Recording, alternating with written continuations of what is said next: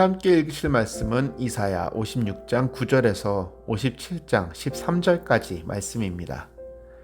들의 모든 짐승들아, 숲 가운데의 모든 짐승들아, 와서 먹으라.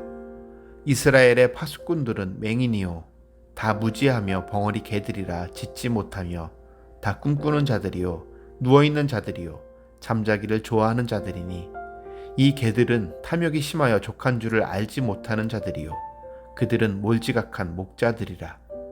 다 제 길로 돌아가며 사람마다 자기 이익만 추구하며 오라, 내가 포도주를 가져오리라. 우리가 독주를 잔뜩 마시자. 내일도 오늘같이 크게 넘치리라 하느니라. 의인이 죽을지라도 마음에 두는 자가 없고 진실한 이들이 거두어감을 당할지라도 깨닫는 자가 없도다. 의인들은 악한 자들 앞에서 불리어 가도다. 그들은 평안에 들어갔나니 바른 길로 가는 자들은 그들의 침상에서 편히 쉬리라. 무당의 자식, 간음자와 음녀의 자식들아, 너희는 가까이 오라. 너희가 누구를 희롱하느냐? 누구를 향하여 입을 크게 벌리며 혀를 내미느냐? 너희는 패역의 자식, 거짓의 후손이 아니냐? 너희가 상수리 나무 사이 모든 푸른 나무 아래에서 음욕을 피우며 골짜기 가운데 바위 틈에서 자녀를 도살하는도다. 골짜기 가운데 매끄러운 돌들 중에 내 몫이 있으니 그것들이 곧 내가 제비 뽑아 얻은 것이리라. 또한 내가 전제와 예물을 그것들에게 드리니 내가 어찌 위로를 받겠느냐? 내가 높고 높은 산 위에 내 침상을 베풀었고 내가 또 거기에 올라가서 제사를 드렸으며 내가 또 내 기념표를 문과 문설주 뒤에 두었으며 내가 나를 떠나 벗고 올라가서 내 침상을 넓히고 그들과 언약하며 또 내가 그들의 침상을 사랑하여 그 벌거벗은 것을 보았으며 내가 기름을 가지고 몰렉에게 나아가되 향품을 더하였으며 내가 또 사신을 먼 곳에 보내고 스오레까지 내려가게 하였으며 내가 길이 멀어서 피곤할지라도 헛되다 말하지 아니함은 내 힘이 살아났으므로 쇠약하여지지 아니함이라. 내가 누구를 두려워하며 누구로 말미암아 놀랍기에 거짓을 말하며 나를 생각하지 아니하며 이를 마음에 두지 아니하였느냐? 내가 나를 경외하지 아니함은 내가 오랫동안 잠잠했기 때문이 아니냐? 내 공의를 내가 보이리라. 내가 행한 일이 내게 무익하니라. 내가 부르짖을 때에 내가 모은 우상들에게 너를 구원하게 하라. 그것들은 다 바람에 날려가겠고 기운에 불려갈 것이로되 나를 의뢰하는 자는 땅을 차지하겠고 나의 거룩한 산을 기업으로 얻으리라.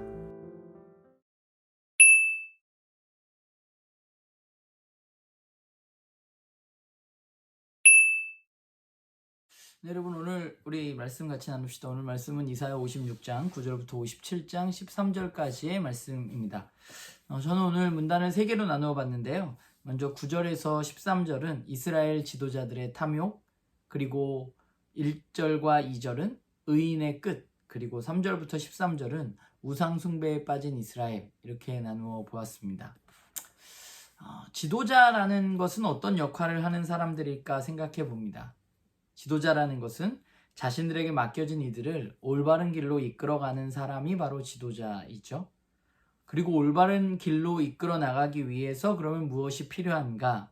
맡겨진 이들의 삶을 잘 살펴야 하고, 그리고 그 살핌을 통해서 때로는 그들을 격려하고, 그리고 또 때로는 약이 되는 쓴소리도 해줄 수 있는 것이 지도자입니다. 그래서 지도자가 된다는 것은 지도자로서 권력이 생겨서 좋다는 것이 아니라 맡겨진 이들에 대한 책임이 더 커진다는 것이죠. 그런데 오늘 본문을 보면 이스라엘의 지도자들은 그렇지 못했습니다. 그들은 자신만을 위해서 살았고, 심지어 맡겨진 이들을 올바른 길로 이끄는 것이 아니라 그저 그들이 좋아하는 것들만을 베풀면서 그들과 함께 즐기면서 살았던 사람들이 바로 당시의 지도자들이고, 그 부분에 대해서 하나님은 오늘 본문에서 책망하고 계십니다. 또한 하나님이 책망하는 부분이 하나 더 있는데, 그것은 이스라엘 민족이 우상 숭배하는 모습에 대해서 책망하십니다. 그들은 하나님이 아닌 자신들이 만든 우상에게 부르짖으면서 그 우상들에게 매달렸습니다. 그러면 왜 그들은 자신들을 돕지 못하는 그런 우상들을 예배하고 거기에 매달렸을까?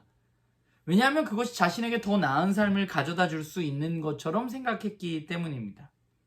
우상은 어떤 거예요? 자신들을 위한 것입니다.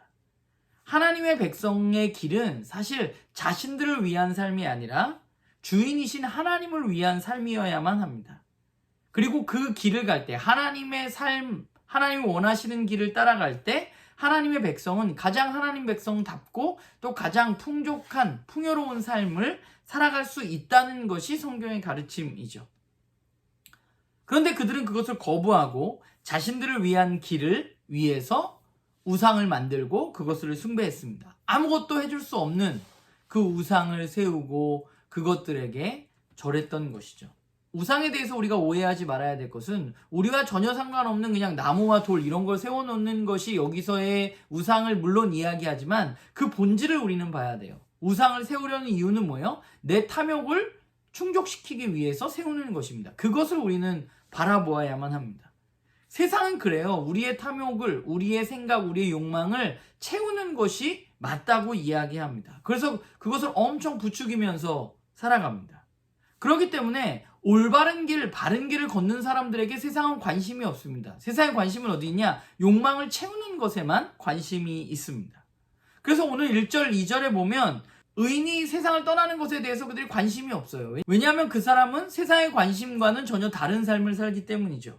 그래서 오늘 표현해 보면 그 의인이 세상을 떠나는 것이 악함으로부터 떠나는 것이라고 심지어 이야기하고 있습니다.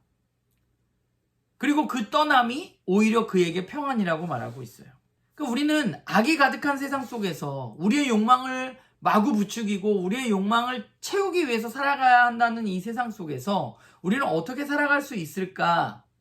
우리는 어떻게 바른 길을 걸어갈 수 있을까 고민해야만 하고 또 그 바른 길을 걸어가기 위해서는 우리에게 용기가 필요하다는 생각을 하게 됩니다.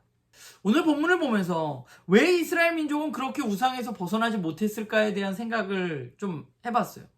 왜 그렇게 하나님을 섬기고 그분께 부르짖으라고 이야기했음에도 불구하고 그렇게 하지 않고 나무나 돌을 만들어 놓고 금송아지를 만들어 놓고 거기에 절을 했을까?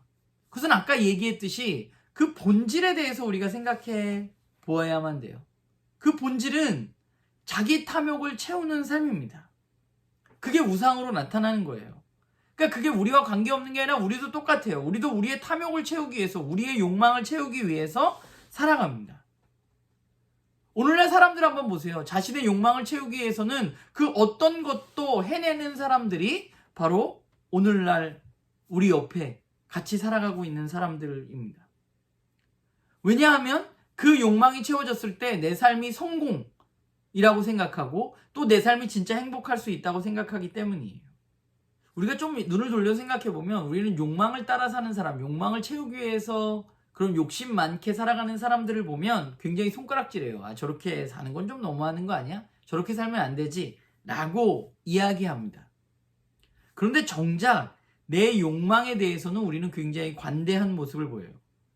내 욕망은 욕망이 아니라 나에게 꼭 필요한 것을 채우는 것이라고 우리는 생각합니다. 그리고 나의 욕망을 채우는 것이 바른 길이고 심지어 하나님의 길이라고까지 생각해요.